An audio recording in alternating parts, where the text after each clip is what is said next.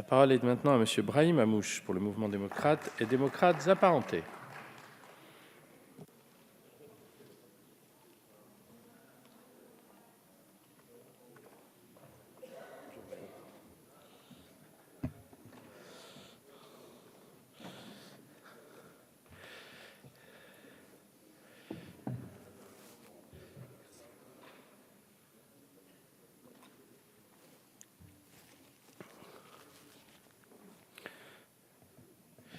Monsieur le Président, Monsieur le Ministre, Monsieur le rapporteur, mes chers collègues, je voudrais tout d'abord dire quelques mots d'hommage à Valéry Giscard d'Estaing, qui nous tient tant à cœur, particulièrement pour notre famille centriste, et qui a su inscrire la France dans son destin européen, la République dans ses conquêtes égalitaires de droits, notamment le droit à l'IVG et la majorité à 18 ans, l'Europe perd une de ses grandes figures et la famille centriste, le meilleur de sa génération.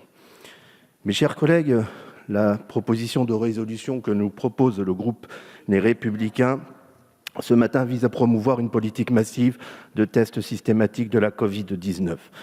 Depuis le début de cette pandémie, le dépistage fait partie de la stratégie sanitaire afin d'isoler, de tracer dans l'attente imminente d'un vaccin que nous espérons rapide pourra permettre d'immuniser un maximum de personnes.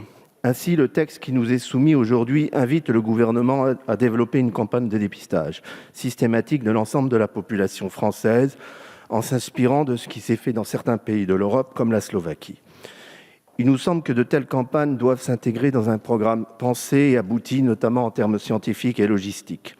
En effet, rien que pour la Slovaquie, qui compte environ 5,458 millions d'habitants, il a fallu plus de 45 000 personnes pour pratiquer et assurer l'effectivité du processus touchant 3,6 millions d'habitants. Je vous laisse imaginer le nombre de personnels qu'il faudrait mobiliser pour couvrir l'ensemble du territoire français et ses 67 millions d'habitants. Par ailleurs, à l'issue des campagnes de dépistage mises en avant dans l'exposé sommaire de cette proposition de résolution, est-il démontré qu'elles ont conduit à freiner drastiquement l'incidence du virus? Avons-nous les résultats que ces pays ont entrepris? Nous savons que si les tests PCR sont efficaces, il existe toujours une proportion de faux négatifs, entre 67% et 20% selon l'état clinique du patient. Ce ratio est encore plus important pour les tests antigéniques rapides, mais de fiabilité très variable, entre un patient sur 2, voire sur 3, faussement négatifs. Dès lors, un dépistage à très grande échelle induirait une part non négligeable d'erreurs. Cela irait à rebours de l'objectif poursuivi en santé publique. À cette heure, aucun test de la Covid-19 pris isolément n'est en mesure d'atteindre une sensibilité de 90% avec un intervalle de confiance statistiquement significatif de 95%, pouvant prétendre être un outil de dépistage massif en santé publique.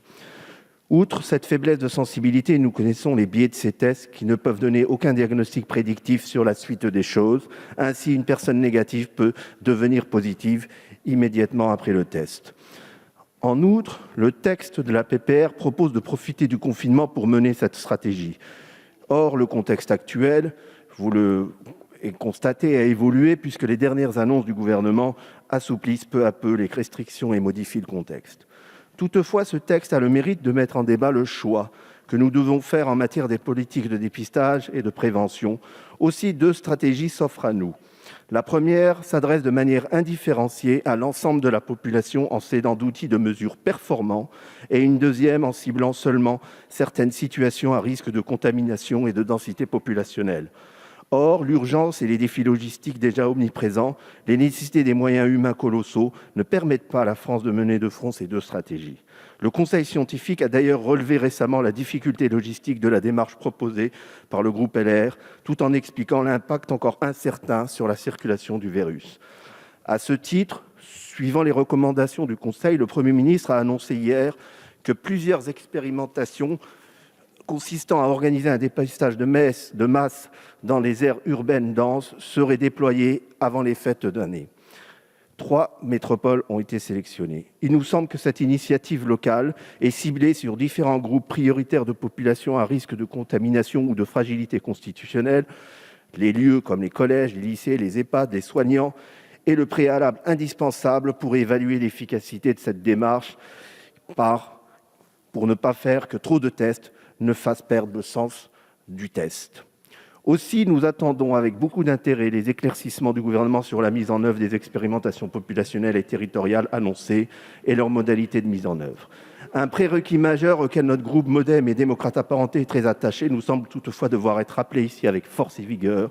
Il s'agit de la liberté qui doit être laissée à chacun de participer ou non à une campagne de dépistage de plus grande ampleur. Il est d'ailleurs étonnant que la droite ait perdu sa boussole des libertés individuelles et propose de contraindre et de rendre systématique pour toute la population un tel dispositif. Enfin, pour l'ensemble des raisons exposées précédemment, les démocrates, soucieux des libertés individuelles et de l'efficacité des politiques publiques, ne voteront pas cette proposition de résolution qui lui apparaît trop peu précise et même aléatoire, inadaptée au contexte actuel et inefficace vis-à-vis de son objectif de dépistage positif. Je vous remercie. Je vous remercie, chers collègues. La parole est maintenant, s'il vous plaît, chers collègues, s'il vous plaît.